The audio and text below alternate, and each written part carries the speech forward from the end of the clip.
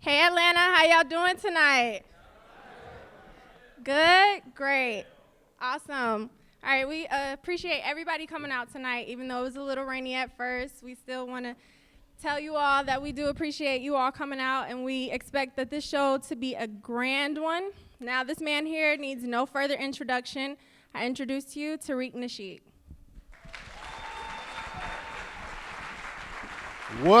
Y'all got to give it up better than that, Atlanta. Come on, y'all know better than that. Over here on this side, what's up? How y'all doing on that side? Y'all act like this Bishop Eddie Long church. Give it up. I ain't gonna fondle you, get it up.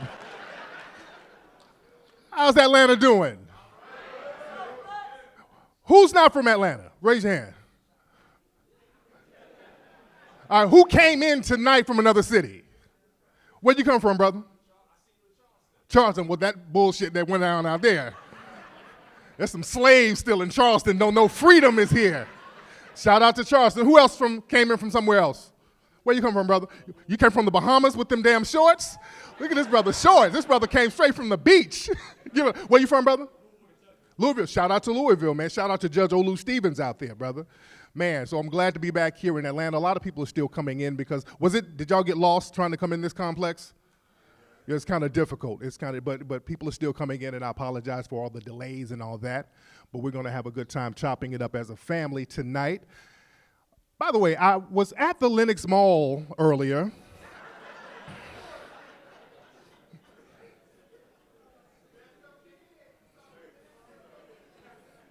Why I see a dude with a hydrogel ass? Y'all doing it like that, Atlanta? I thought they kind of changed Lenox Mall up. It's the same old, same old. I'm not knocking our gay brothers. I'm not knocking them because, as we said in Hidden Colors 4, all of us are needed in the struggle. See, I don't disparage anybody. Those are our brothers, the gay, lesbian community, that's fine. When there's a revolution, take your damn flip-flops off and start fighting. I don't disparage anybody. Last time I was here a year ago, and going around downtown and midtown Atlanta, it looks totally different from last year. There's a lot of gentrification going on. Where are they sending all the black people? Like Conyers? Lithonia, that's where a lot of them, they're sending out there. Because you should have knew something was up. When they raided Gladys Knight Chicken and Waffles, did y'all see that? That was a sign of them letting us know that the black presence is not wanted here. Because whenever I come to Atlanta, I would always see a long line in front of Gladys Knight's Chicken and Waffles. So they made this big grandstand effort to run up in there with the ATF and all that. This is a chicken spot. They running up there with ATF and guns and act like they selling keys out of there. But that was for them to make a grandstand effort to diminish black businesses. So don't miss that part of the game. And there's a lot of stuff that's going on, family, that we got to be very aware of. And we got to get very serious about the stuff that's going on with systematic white supremacy.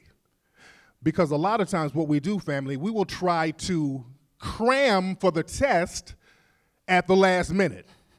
A lot of times we will try to wait until there's a lot of tragedies happening in order to start getting our knowledge up. We want to start getting answers at the last minute. I get a lot of people hitting me up on Twitter saying, Tariq, tell us what to do about all this police brutality, man. What should we do? Just tell me in one tweet. And you got to understand it doesn't work like that, family. We're dealing with the system of systematic white supremacy where people spent the last 500 years every day maintaining and mastering this system. So it's not going to be a 140-word character to combat that. This is something that we have to do on a regular basis. We got to start getting codes and we got to start getting ways of acting every single day. See, a lot of times what we want to do, family, to be honest, a lot of us, we want a quick solution so we can go back playing. We want to go back doing the same old. It's that old plantation thing. We want to just stop massa from beating us long enough so we can go and play the fiddle and buck dance. Because y'all notice with that, in the last few weeks, there's a lot of unarmed black people who were executed. And there was a lot of outrage at first. And then a week or so later, black folks was talking about that damn Pokemon game. We are talking about a Pokemon game. Understand this. Black folks are the Pokemons. These white supremacists are playing a game, seeing how they can harm us. Look at what happened with Dr. Dre. I just talked about that on my show last night. Now, Dr. Dre, and they made an example out of Dr. Dre. They were showing Dr. Dre, for those who don't know, it was a suspected white supremacist who went to Dr. Dre's house in Malibu, California. He parked in his driveway. When Dr. Dre got home, Dr. Dre said, "Hey, man, get out my driveway." So the guy started yelling racial epithets. Dr. Dre pulled out his phone to film him. The guy called the police and said Dre had a gun. So the police came to Dr. Dre's house and handcuffed him. Now, the police could have shot Dre. And these white supremacists know that. That's like a little game they play, calling the police on random black people, saying that they have a weapon. That's what happened with that little boy, Tamir Rice. This white supremacist sitting up in the park, he knows it was a kid because Tamir Rice, you could see him on video playing with a gun. Other people are walking around. It was clearly a toy because the other people walking around weren't scared. Nobody was ducking and dodging. But this guy said that there's a man with a gun out here. So the police came blazing. And another situation that happened in Ohio, there was a guy in Walmart who just had a gun on his back. I think he was going to buy the gun. A guy called up, a white supremacist, said the man had a gun. He was aiming it at people. The cops came and blew him away. Alton Sterling, same thing. A guy called and said Alton Sterling has a gun on him in front of the liquor store. The cops came and shot him. So we are the Pokemon. See, these white supremacists are playing this little game to see how many of us they can get executed. So we got to get very serious about the whole system that we are in.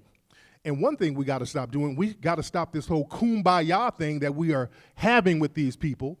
I see a lot of black people going around hugging cops, kissing them.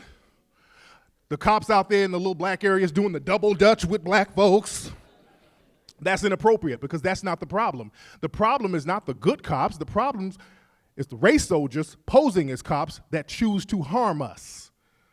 And we got to use those terms. We got to stop saying that these people are police, and we got to use the term race soldier because that's exactly what they are when they harm us. And it's up to us to come up with solutions to reprimand these race soldiers who choose to harm us. ESPN and all of those places, they have the coon train running in full effect.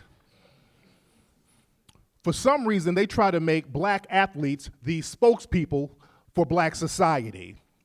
And athletes, unfortunately, and I have athletes who are friends, but the sports franchises are run like plantations. You have to read the book, $40 Million Slave. Very good book. It breaks down how football teams, basketball teams are literally run like plantations. And athletes, they have to be on their P's and Q's, black athletes, because the minute they step out of line, the white supremacists will punish them. There was one athlete, y'all remind me what his name is. He posted up a picture, a cartoon of a white cop getting his neck slit. What's his name? What's that guy's name? Isaiah what? Yes. And they made him bow down. They made him apologize. They made him give money to the families out there in Dallas of the police. Because the thing is, the white supremacists, they are really hard on black athletes because they know you can't beat a black athlete on the field, but what they can do outside of the game, they can punish you. So they go out of their way to punish black athletes. That goes back to Jack Johnson. When our great heavyweight brother Jack Johnson was beating all of these white men in the ring, the white supremacists couldn't beat him one-on-one, so after his fights, they would go out and lynch black people. And also, they learned how to punish Jack Johnson by putting fraudulent charges on him, and that man was going in and out of jail on bogus charges. They do that with a lot of black athletes who they can't beat in the ring, like Mike Tyson. They put all types of bogus charges on that brother. Now that he's all docile, they done turned Mike into a little coon now. I hate to say it, Mike is on that coon train. He like, I love Donald Trump. I love Donald Trump. So he's just saying anything to get a check right now. And I like Mike, but I understand. Look at what Floyd Mayweather. The white supremacists can't stand Floyd Mayweather. They can't stand Floyd because Floyd arrogantly beats all of his opponents, and they've been trying to find a great white hope or a great white hope, honorary great white hope, to beat him. This is why whenever Floyd Mayweather would fight, the people in the dominant society would rather cheer for a person from another country than Floyd Mayweather just to see him lose. And that's how he got all that money, because people are willing to pay top dollar to see Floyd Mayweather lose. Because a black man making money is supposed to always be in his place. You can't be arrogant. That's why I trip on people gushing over Ali, people in the dominant society. When Brother Muhammad Ali died, people were like, oh, we're so sad. You weren't so sad. They hated Muhammad Ali. In his heyday, don't let these white supremacists fool you. They tried to bury our brother Muhammad Ali, tried to take his title, take his license, and the brother stuck with his gun. So he persevered over that. And they started liking Brother Muhammad Ali after he kind of lost his resources and his senses because of his disease. Then they started to crowd around him because they like a black man who's docile, infirmed, or somewhat handicapped. That's not a problem with the white supremacists. But we got to understand this and understand what we're dealing with. We're dealing with people, the white supremacists, and I'm very clear on what a white supremacist is, and we broke this down in Hidden Colors 4. White supremacists and a white person, two different things. All white people are not white supremacists, but a white supremacist is any white person who believes through speech, thought, and action they should be in a superior position over black people. So what's the motivation for a white supremacist? It's survival. The white supremacists are in survival mode. When the white supremacists left Europe in the 1400s and started to navigate around the world, they figured out that the world is mostly people of melanated descent. If you look at Hidden Colors, you see that we show all of the Africanoid people all over the planet, and the Polynesians in Africa and South America over here, all over the world, there were people who were of melanated descent. The white supremacists understood that they were a global minority, and they are still a global minority. People classified as white are less than 10% of the global population. So, for them to survive, in their mind, they have to control and dominate everybody on a color system and hoard all the resources for themselves as a way to survive. This is something that black folks don't understand because we're not in survival mode. We are the oldest people on the planet, so we're not in survival mode. We know we're going to be here. I had a suspected white supremacist debate me one time, and we were talking about history, and he mentioned the great king of Mali, Mansa Musa. Now, Mansa Musa was an African king in the 1300s who is considered the richest man in history. Mansa Musa had something like $4 trillion in wealth, which would be in today's money $4 trillion. And the guy told me, he was like, hey, those Africans were stupid. Mansa Musa had all that money, and he could have took over the world. He was stupid. And I said to him, brother, we don't think like that. That's not the African mindset to take over and dominate somebody. That's not how we thought. It was all about sharing. Mansa Musa went around giving out gold, giving out wealth, giving out resources. So that was our mindset, and that's still our mindset to a certain degree, unless we get too close to the white supremacists, then we start thinking like them. Because a lot of us have a little white supremacist inside of us. And it only comes out when there's another black person around. See, the thing is, if a black person come around you and look at you sideways at the club, you ready to stab them. That's that white supremacist inside of you. What are you looking at, boy? Somebody step on your shoe. What you stepping on my shoe for, nigga? You ready to go there, but let a white person shoot you. I forgive you. The Lord know my heart.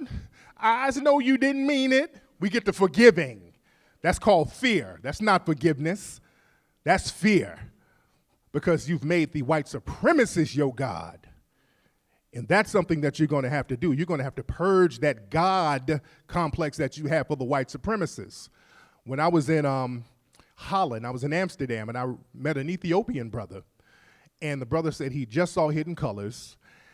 And he was like, Tariq, well, you know, I'm epileptic. And I was like, why is he telling me his medical history?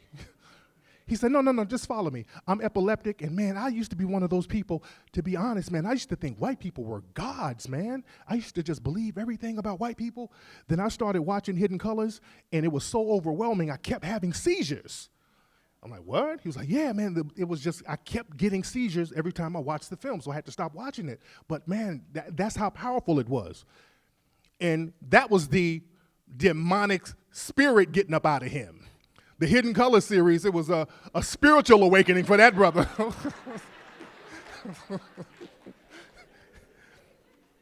Because that's what it is. Like when you learn your truth, when you start learning truth, it's like a spiritual awakening. Anybody, you remember the first time you started to become conscious, somebody dropped some real good game on you, it woke you up? That's why the new saying now is stay woke. I'm woke.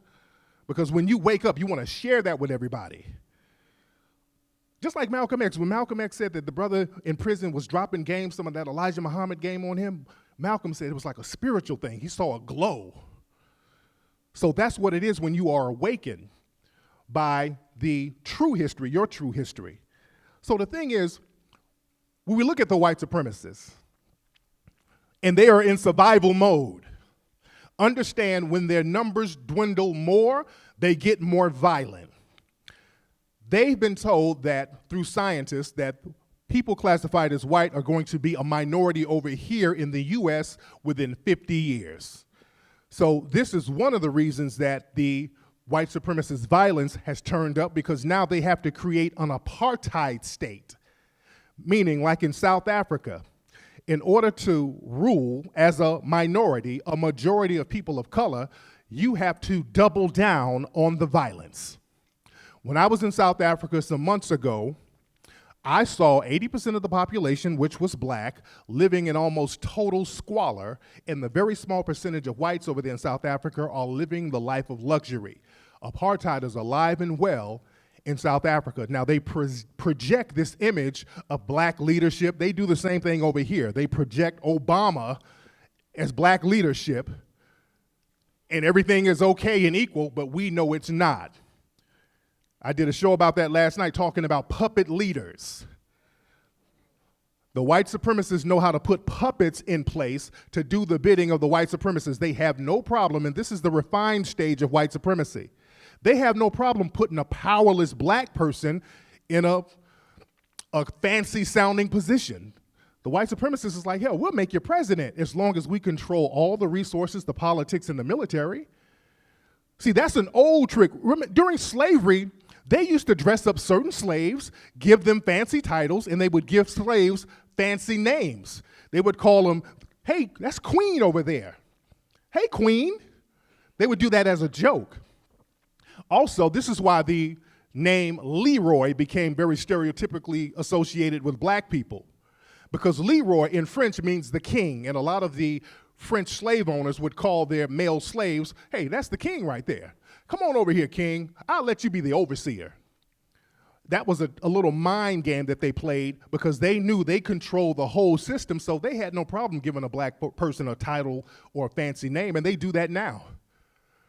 You got a lot of corporations who will put a black CEO up there, and we think that they're running something. They're not running anything, just like Barack Obama. Barack Obama can do something for every other group instead of black people.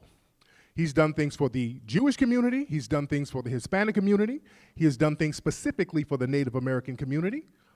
The gay, lesbian community, he did about 2 or 3 things specifically for them. But when it comes to doing something for black folks, he goes down there to First AME Church in South Carolina and sing Negro spirituals to us. That's exactly what he did. With that Dylan Roof thing, he went down there and said, hey, everybody, amazing grace. And y'all ate it up. Y'all like, oh. See, we got to stop going for the symbolic crumbs that they throw us. Now, how do the white supremacists as a minority rule people of color all around the planet? How do they have a racial hierarchy? See, the racial hierarchy works by treating one group or other groups worse than others. And with the white supremacists on top, they will have the Hispanics. And they'll treat them a little worse. Then they'll have the Asians. They'll treat them a little worse, but now they've made Asians honorary whites.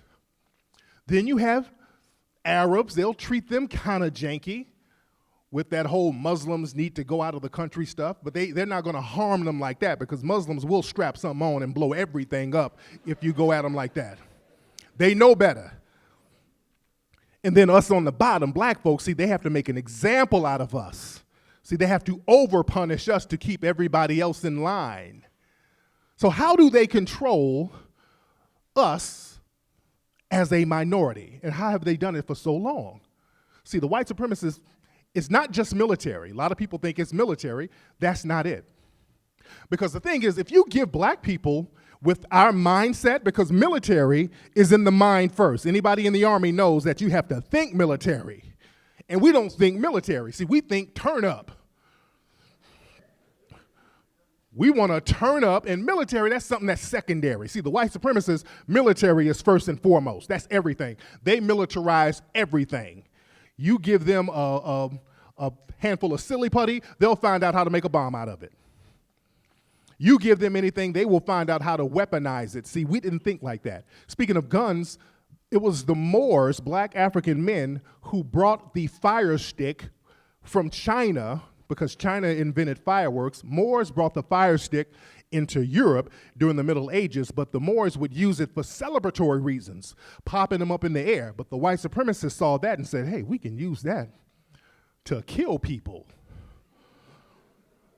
See, that was their mentality. They'll weaponize anything. So the thing is, what do they have that we don't have that puts them in a control situation when they are a minority? They have a code of conduct that is universal to white supremacists all around the world. Meaning, a white supremacist here in America will sound, act, speak like a white supremacist in Britain, and he will sound, speak, and act like a white supremacist in South Africa. He will speak, sound, and act like a white supremacist in Australia. I've been to all those places. They've used the same exact tactics in all of these places, the same dialogue, the same code. You go to all these places and see how the black folks were dominated. First, the white supremacists went in there playing off of our spirituality. They came in there pretending to be spiritual.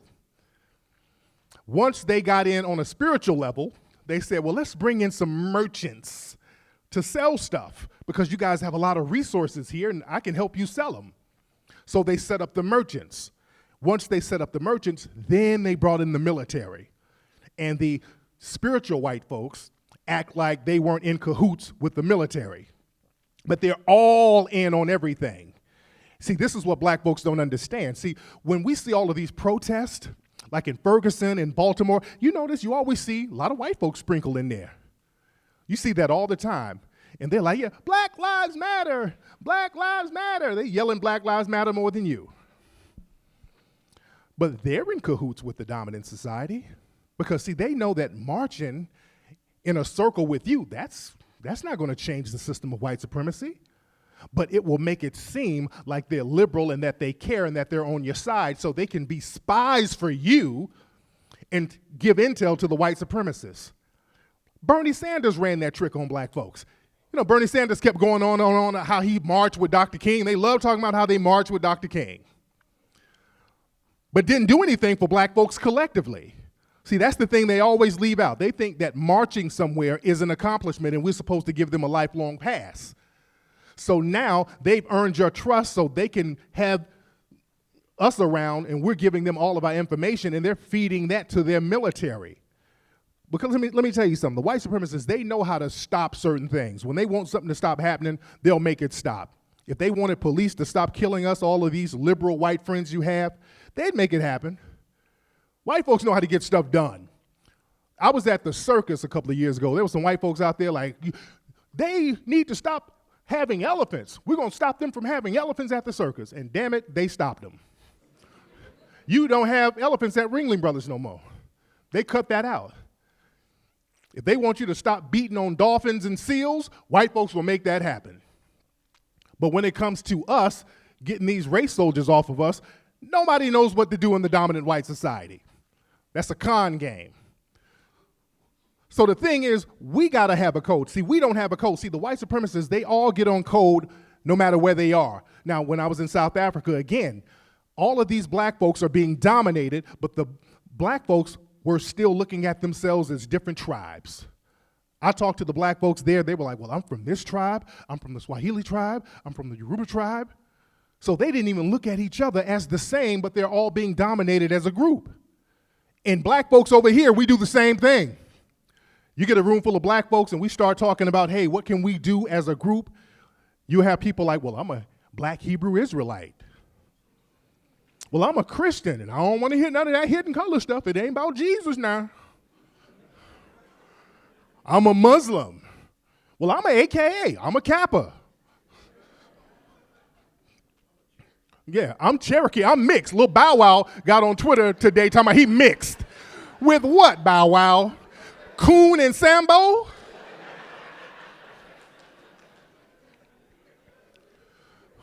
Good Lord. We start talking crazy when we're being attacked. So we got to start having codes of conduct and ways of interacting and reacting to the system of racism. Now, one thing we need to start doing, family, we need to stop waiting on the white supremacists to make confessions. See, we spend a lot of energy trying to prove racism to the white supremacists. And the thing is, they've refined racism to the point where the name of the game now is denial. See, back in the day, the white supremacists, they would let you know that they were white supremacists. And I use that term a lot because they told us they were white supremacists. If you go back before the 1960s, look at laws, look at documents, look at interviews, people like John Wayne, he said he was a white supremacist. All the forefathers said that they were white supremacists. There were several books out talking about white supremacy. After the 1960s, it went into a refinement stage because black folks were fighting against that open white supremacy. And that's another thing. The white supremacists themselves, they have a little civil war going because you have the refined white supremacists who want to tone it down and use different techniques and tactics to practice white supremacy. But then you have the ones who want to practice overt white supremacy. This is why we have the rise of Trump. You see, all those Trump followers, these are the ones who just want that old school open white supremacy. Let's stop talking in codes. I'm tired of using the word thug. Can I just say nigger? And these Trump rallies are Klan rallies. And guess what? I'm fine with that. Give me my white supremacists hot on a platter. Don't put them in the microwave. Like Hillary Clinton. Hillary Clinton is worse than Trump, by the way.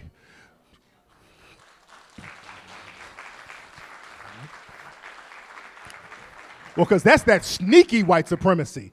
That's that white supremacy, it comes in a smile and a hug. And I said this on Twitter, it went viral. I said the difference between Trump and Hillary, they're two slave masters. One is going to beat you, one is going to rape you. So you're going to have to choose the whip or the dick.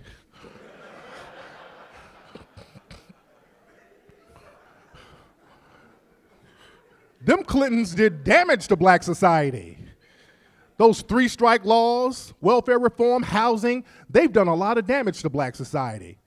But the thing is, we have that slave mentality. So when Hillary Clinton comes around every 4 years, treating us like a jump off, you know how you do a jump off, you call her 2 or 3 years later, hey, what you doing? I'm just leaving the club, I just want to see if you're at home. And all she have to do, Hillary Clinton, just come around us doing the nay-nay and the stanky leg and the Dougie, and we're like, oh, we'll vote for you, Hillary, you cool.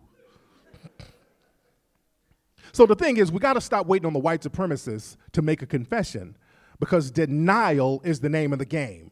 They lie, deny, pacify. Pacify meaning waste your time talking in circles with them. We don't need them to make a confession. We know what they are. The next thing we need to do, family, whenever there's tragedy with black society, we got to stop going to the white supremacists with all that crying. We do a lot of crying to the white supremacists.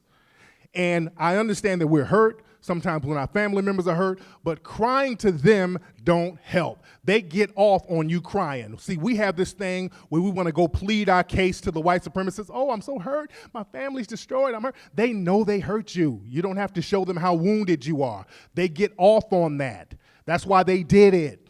It's like black pain porn. That's why they love going down to these protests, taking pictures and videos of black folks crying.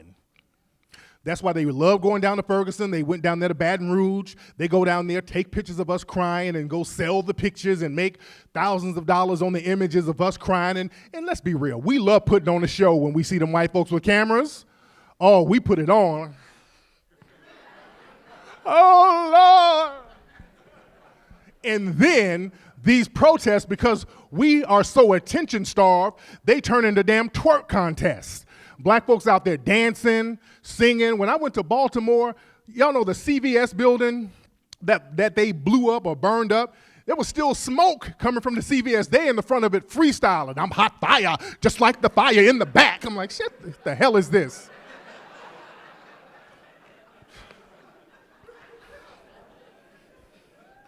Everything ain't a party, family. We don't have to party all the time. So we got to get very serious and stop showing out in front of the camera and giving them black pain porn. See, this is why it's important for us to be self-sufficient economically. This is why I take my hat off to so many black folks who gave money to a lot of these black banks, especially the one down here.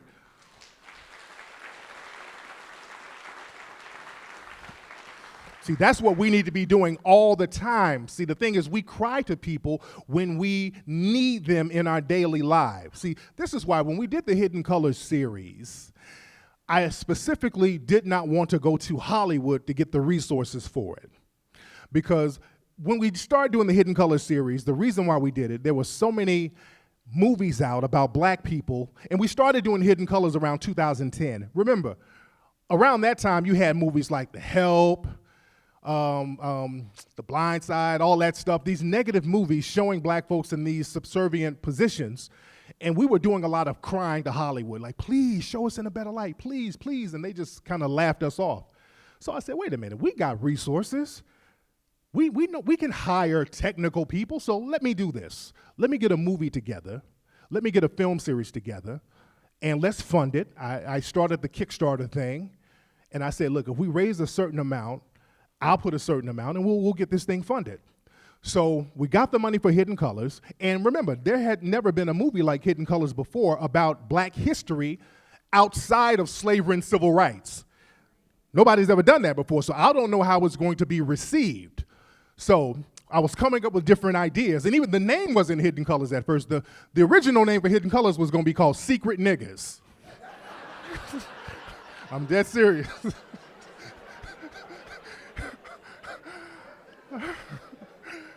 I said, well, that ain't gonna play too well. I don't know if theaters will put that in. So I said, let me tweak the name just to, so it won't be so offensive. So we came up with Hidden Colors. So we put the movie out. We're at the 4th series now. Right now, Hidden Colors, the Hidden Colors series is the most successful black history documentary film ever.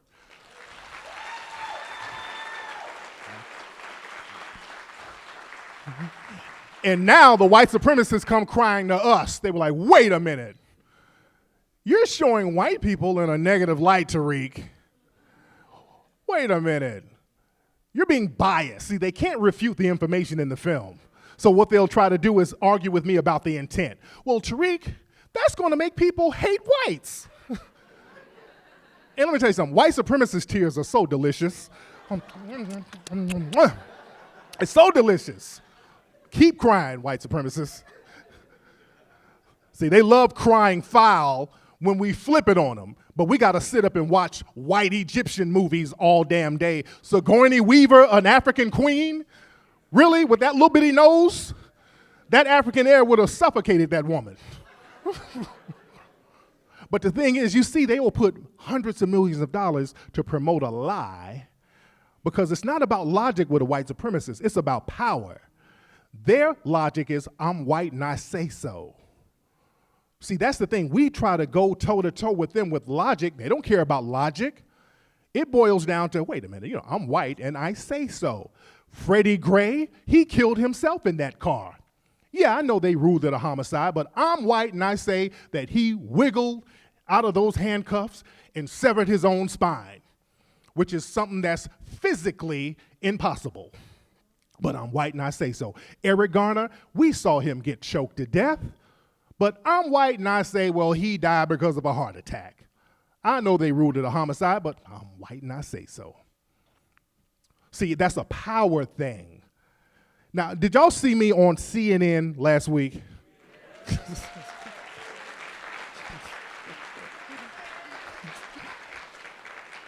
Now, last week, there was a brother down in Miami, Charles Kinsley, who got shot.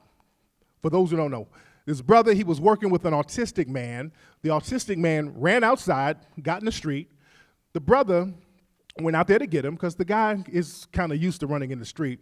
Somebody called up and said there was somebody with a gun trying to commit suicide. So the police showed up. Brother Charles laid on the ground because he knew what the deal was.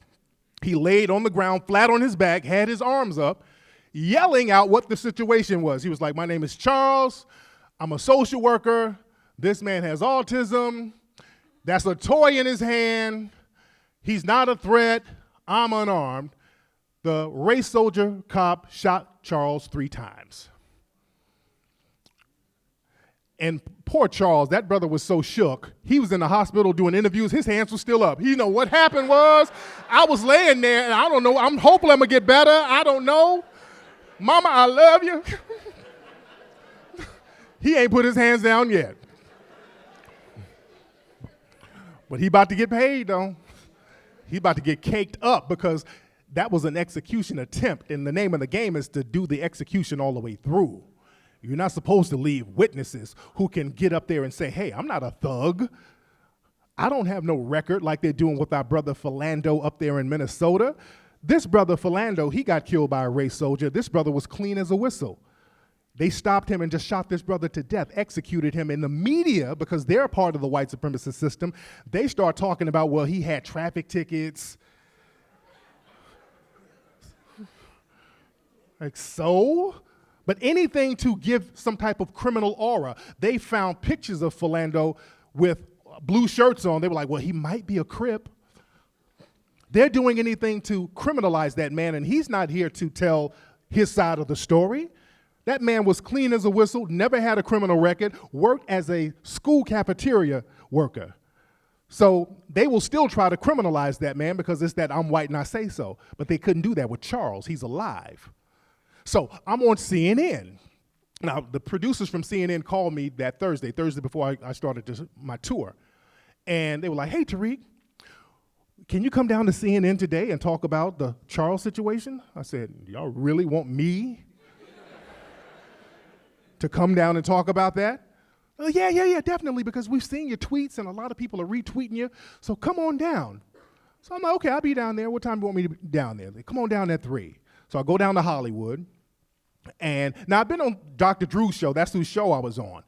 And I've been on his show before, but I was talking about some BS, just some non-sequiturs, nothing. But I didn't really go in about race. They never let me go in about race. So I'm like, do they know that I'm about to go in here and smash?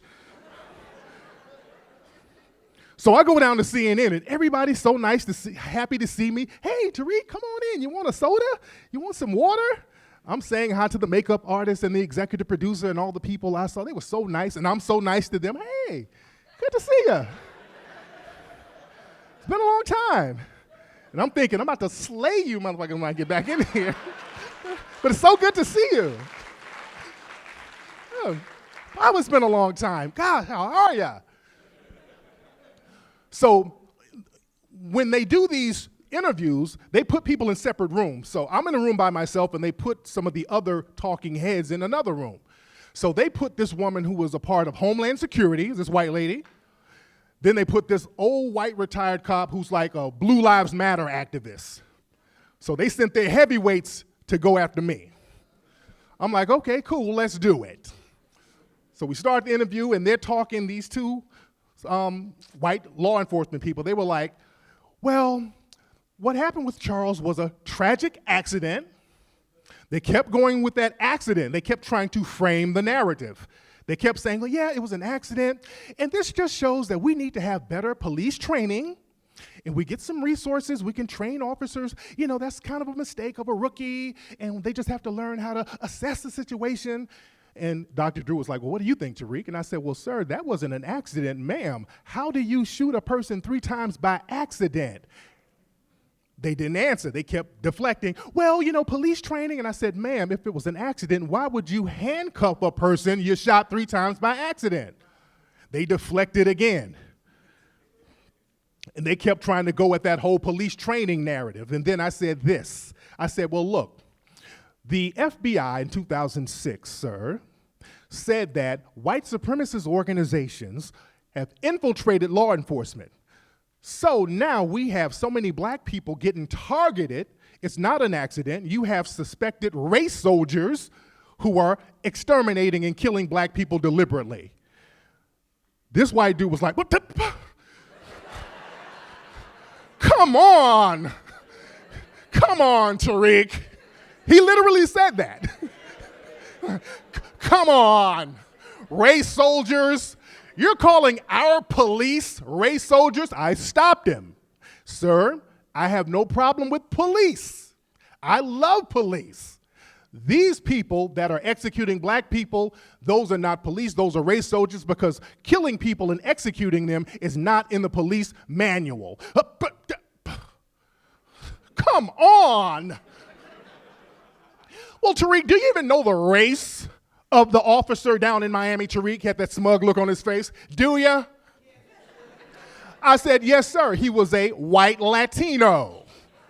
Then he said, well, that just shows your ignorance, Tariq. He's Hispanic.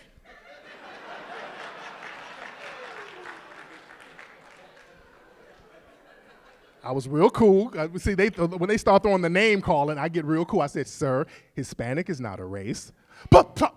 Then both of them, the man and the woman, yes, it is, Tariq. Hispanic is their own race. Then he is, yes, Hispanic is a race. How dare you say Hispanic is not a race? Dr. Drew said, he's right.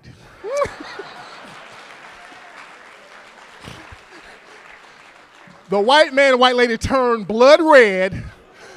Have you seen white people when you know they want to just say nigger? It's right on the tip of their tongue. It's on the tip of their tongue. They want to just yell nigger so bad. So we wrap the interview up. So I go back in the hallway of CNN because, you know, they got monitors all over CNN's hallway, so you can see everything that's happening. Boy, when I went in the hallway, the smiles were gone. Boy, that energy, you could cut the tension with a knife. And I was so damn petty, I'm like, hey, anybody know where I can valet? They were looking at me like, get your black ass out of here. See, that's why it's important for us to frame the narrative. Don't let them tell us some fairy tale make-believe story. We gotta be bathed and soaked in truth. And we gotta tell it from our perspective and then call them out on their manipulation. See, we hear a lot of manipulation from the dominant society. We hear a lot of stuff like, well, race relations have progressed so much. It's Obama who's making race relations go bad. It's Black Lives Matter that's causing the racial division. There's no such thing as racial division. We have a system of white supremacy. No division. Black people and white people have always lived together, but we had to be in a subordinate position under them, unfortunately. And there's no such thing as racial progress, because that's another thing they try to throw at us. They try to say, well, we've made racial progress. Look at Obama. Look at Eric Holder. You have white supremacy or you don't. There's no such thing as progressive racism. Just like rape. You don't have progressive rape. You can't say, well, people are getting raped, but rape is getting a little better. There shouldn't be none. Shouldn't be no racism. There should be no people vilified, disenfranchised based on color at all. And this is up to us to come up with solutions to counter the system of white supremacy. That's why we got to be on our empowerment game. See, the thing is, when it comes to black empowerment, we got to start thinking in terms of empire building. See, when you start empire building, you got to start with communities. You build strong communities by building strong families. You build strong families by having strong relationships. There's a reason why black relationships are always promoted as dysfunctional. Not only in movies, not only in television shows, but even on the news. Whenever you see a situation that happens with a black child, you notice they always go in on the parent. Like Tamir Rice, for example. When Tamir Rice was killed by that race soldier, they couldn't really vilify a 12-year-old boy. He didn't have a jail record. He was barely out of school. So they had to go in on his mother. They started talking about his mother and her arrest that had nothing to do with anything. And also in Ohio, remember the little boy fell down in the gorilla cage? He fell in the cage. They started talking about his dad had drug convictions from 10 years ago. His dad wasn't even at the zoo that day. But they had to make a point to vilify the father. Now, when that little white boy got ate up by that alligator in Florida, they didn't do that with the family then. They didn't start talking about their family and their jail record and how bad the family was. See, they deliberately do that to us. They make black families look dysfunctional. They do that with movies, and they do that with athletes, too. You notice with black athletes and white athletes, they view them differently. White athletes, they always show them as married family men. They show white athletes with their wives, the all-American family. Black athletes, they show them with their mothers.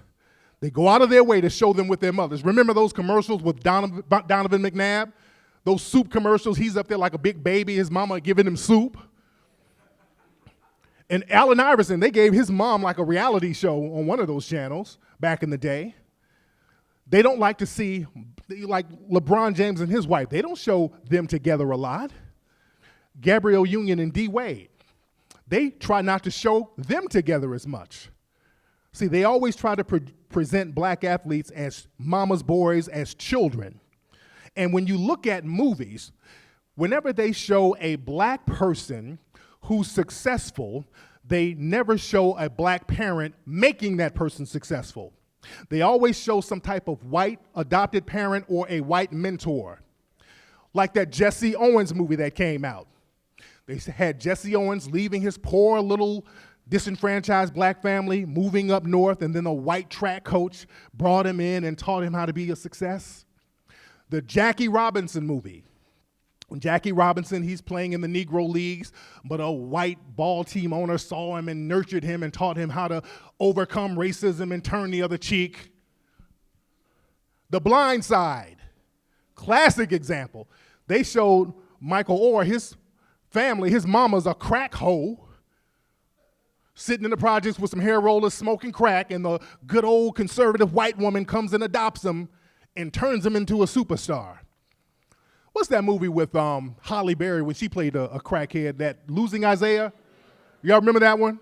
I saw the very end of that, and that's all I needed to see. Halle Berry, she's the black crack hoe. Then the white lady adopted the boy. Then when Holly went back to get the boy, he was so in love with the white folks, he saw Holly and started crying, "No, the white woman, ooh, I'm gonna stay with the white woman." And they do that with television shows too. They show us in dysfunctional light when we are black families, like Empire. Look at Empire. They show that dysfunctional family. The dad, former drug dealer narcissist. Mom, hood rat drug dealer narcissist. Son with the Oedipus complex, laying up with older women because he hated his mother. Another son, bipolar with white women. The other son, gay with white men. So they show a whole bed of dysfunction and say, okay, this is what the black family is supposed to represent. See, we got to start rejecting those narratives.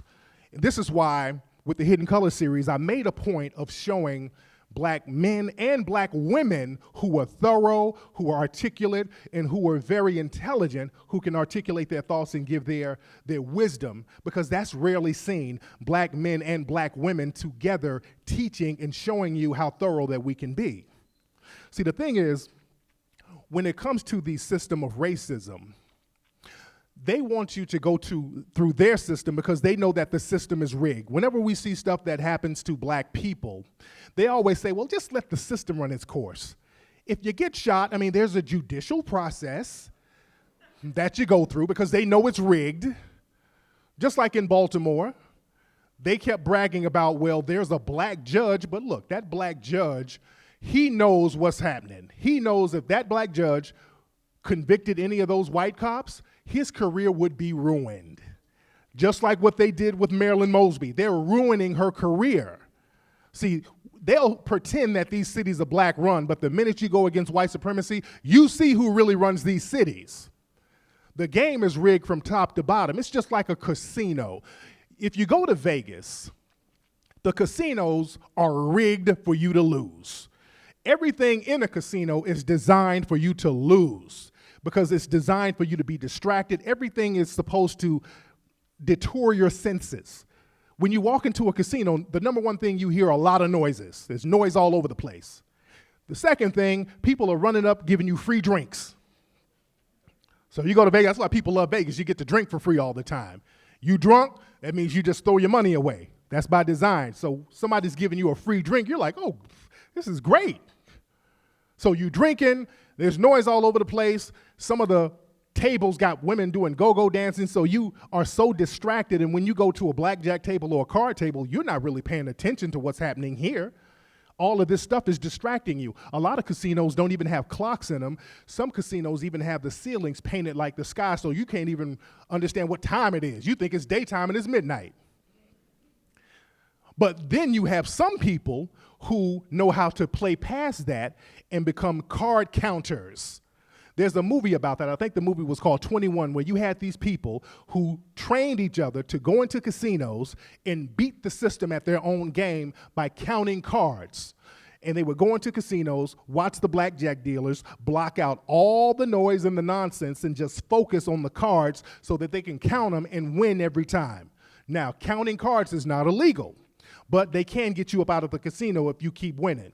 So that's the thing. We got to know and learn how to count cards and beat the white supremacists at their own system or rise above the system.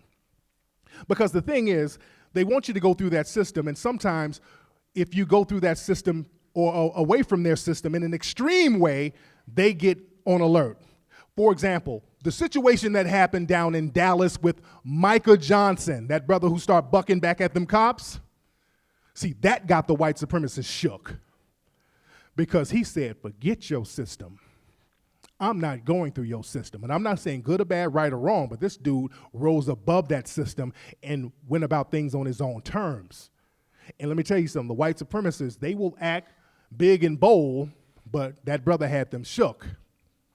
He was a military guy, and he was the spook who sat by the door.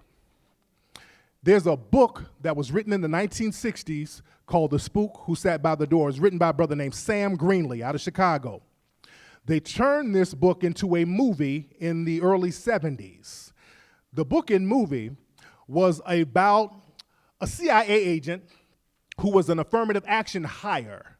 They hired this black CIA agent. He was the first agent to go to the CIA, and they trained him in all of the logistics and tactics, and they called CIA agents and spies were called spooks. So the term was a double entendre. Spook, that's what they call black people, and they also call spies spooks. And they also used the term that sat by the door because during the early days of affirmative action, when a company wanted to pretend that they were racially diverse, and they still do this to this day, they would put a black person in the front by the door. If you go to a lot of companies today, or major white corporations, you'll notice they have a black secretary in the front, a black receptionist. Some of y'all are black receptionists at some of these jobs. They'll put the black person right in the front, but everybody in the back is white. Who run everything, they're white. But somebody coming in, they think it's a racially diverse area. So that's where the spook that sat by the door thing came from. But this book and movie was about this guy, the CIA agent, learned all of these tactics, took those tactics to the hood and trained gang members on guerrilla warfare, and then they had a revolution. Now, in the 70s, Hollywood was struggling because of white flight. You had a lot of white people leaving the inner cities and going to the suburbs. So at the time, you had a bunch of movie theaters that were empty. So what they would do with these movie theaters, because black people started to move in these inner city areas, they would show pornography, XXX films. They would get cheap movies from China. That's why we were flooded with all of those karate movies back in the early 70s, if you're old enough to remember. Then they would start showing these blaxploitation movies, these cheaply produced movies with black themes. They were very cartoonish, so the white supremacists didn't really care about promoting them to the black community because we were the only ones watching them, and most of them were cartoon fantasies like get whitey, I'm gonna get you cracker, you jive turkey sucker. It was that type of stuff. So they're like, yeah, we'll give a couple of $100 to make a jive movie like that because those movies turned a profit. We would go to the movies and watch these movies. So when they got the financing for the movie The Spook That Sat by the Door, the people in Hollywood, they were like, okay, this is another jive turkey, get the whitey movie, so we'll give them their money. But they funded the movie, and they didn't realize that this was not just a jive turkey, get whitey movie. They were talking about how to make bombs out of everyday household products, how to count light poles to see how far you can shoot somebody. They were talking about real logistics in guerrilla warfare. When the white supremacists found out what the movie was really about after it came out, they had the movie banned. They went to theaters all around the country taking the prints of the movies out, and they actually destroyed all the prints of the movie. There was one print left in a warehouse somewhere that somebody put under another name. In 2004, the brother named Tim Reed, he's an actor, he was the dad on Sister Sister. Y'all remember him? Tim Reed got that reel, and he released the DVD on his production company, and that's why we know the movie exists now. So shout out to Tim Reed for saving that film. But see, they don't want us to talk seriously about military. See, the minute black folks start getting a military mindset, we become a threat. And you saw that brother Michael Johnson having those cops out there shook. They couldn't even go in there and get him themselves. They had to send a robot in there and get that dude. You see that?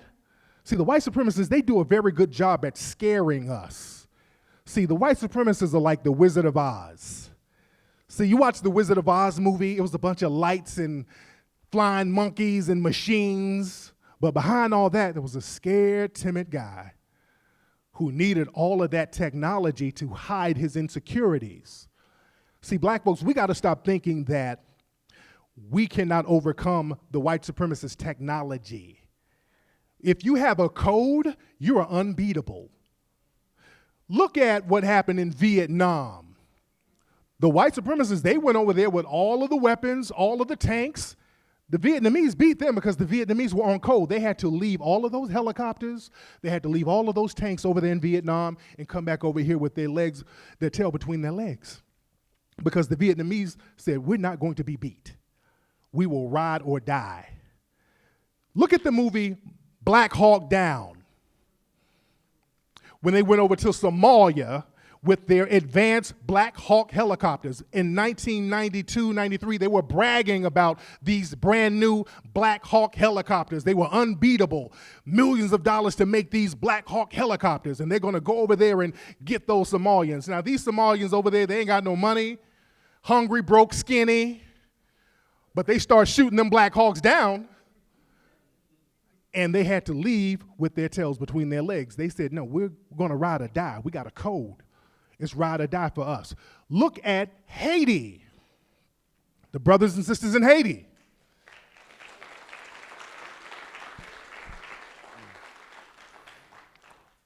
You had Africans, a tiny island of African people who went up against Napoleon, who was the mightiest army in the world at the time. Napoleon beat everybody around the world. And they had advanced weapons just like Napoleon, but they went over there to Haiti, and those Africans who were unarmed at the time, they got on code. They rejected their white gods, tapped back into their African spiritual system, that voodoo, tapped into that voodoo. That's another reason why they make voodoo negative. They tell us voodoo is evil, and we believe them. They say, oh, that's that devil worship stuff and worshiping zombies. No, it's not. It's black folks worshiping their ancestors. They know that they're not physically coming out the ground. They worship the spirit. The spirit is going through them. But the white supremacists made it seem like Africans were on some zombie stuff.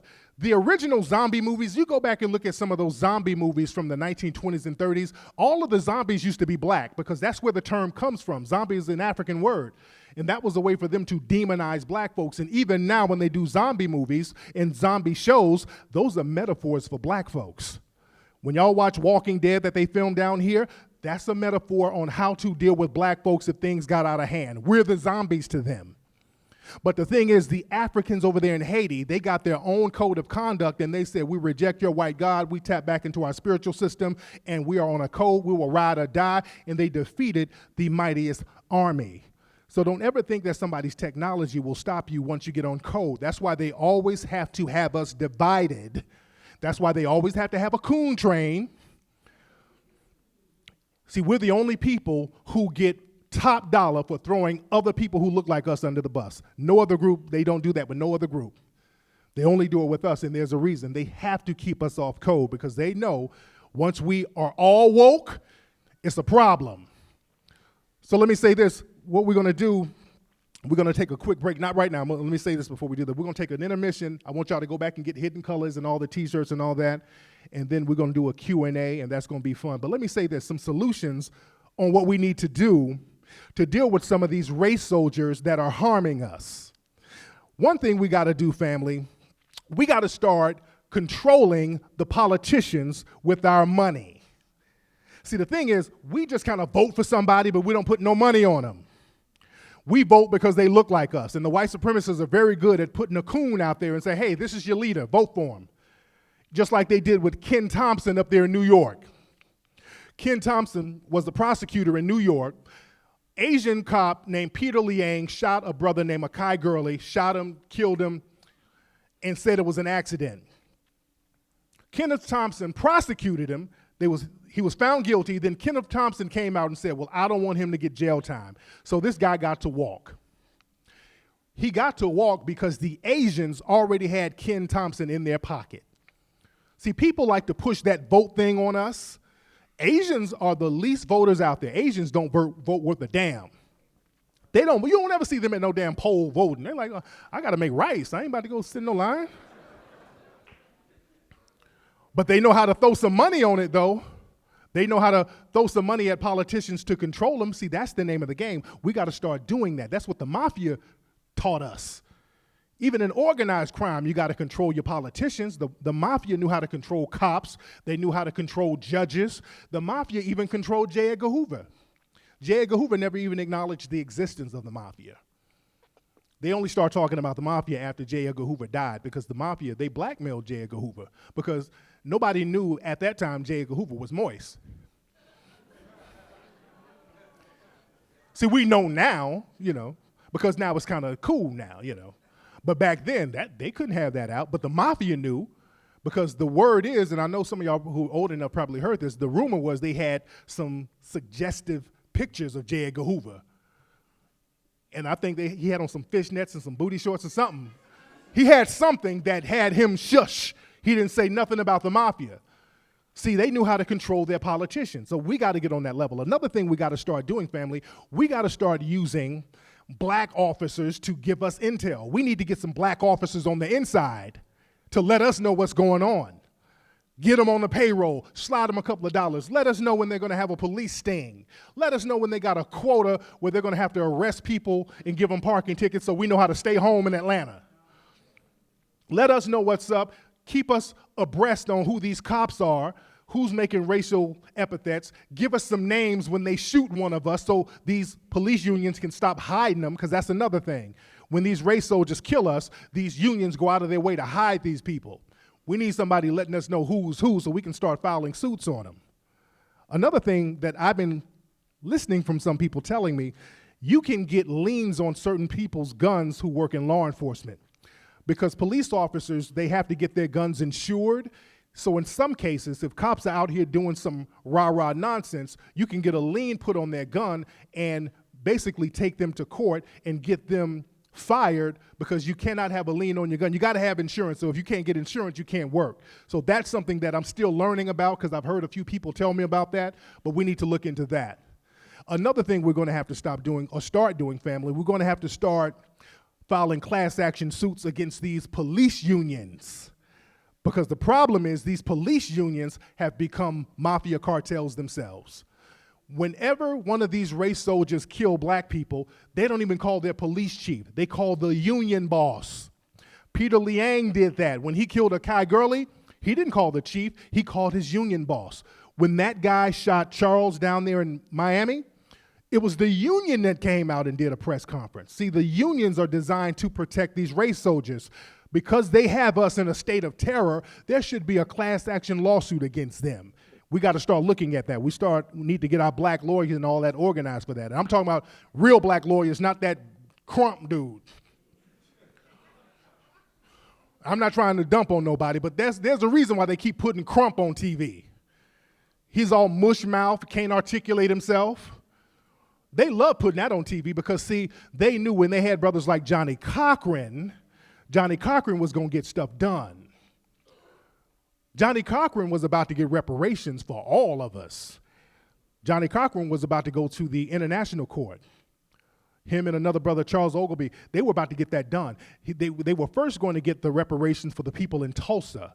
Then they were going to go to the international court. And Johnny was going to get that done. That's why I'm real skeptical about how the brother died. I don't trust the white supremacists for nothing. When one of us die, I'm looking right at them. Well, what'd you do? But we understand this, family. Understand, just because we go through hell, we don't have to stop through hell. We don't have to set up camp in hell. We have to keep on going to justice. And understand this, family. The Creator, whoever name you want to use, the Creator did not create us, melanated people, as the first people on the planet, the mothers and fathers of civilization, the mothers and fathers of science, language, mathematics. He didn't create us first so that we can turn around and be subservient and bow down to the demonic white supremacists. All right? Thank you very much, family. We're going to take a quick break.